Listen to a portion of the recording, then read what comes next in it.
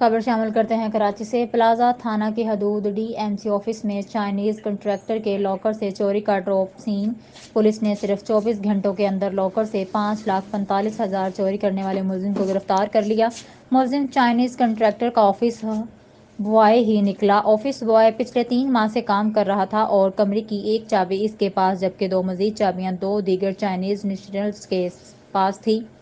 کمرے کے digital locker میں 10 لاکھ سے زائد رقم رکھی تھی جس کا پاس ورڈ صرف ایک چائنیز نیشنل کے پاس تھا۔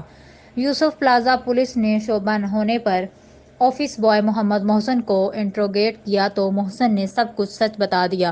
ملزم نے انکشاف کیا کہ آفس کی ایک چابی اس کے پاس ہے۔ صبح جب وہ صفائی کرنے آیا تو ڈیجیٹل لاکر کھلا ہوا تھا۔ ملزم نے نہایت ہوشیاری سے 5,45,000 نکال کر لاکر بند کر دیا اور وہاں سے چلا گیا۔ پولیس نے ملزم محسن کو حراست میں لے لیا ہے۔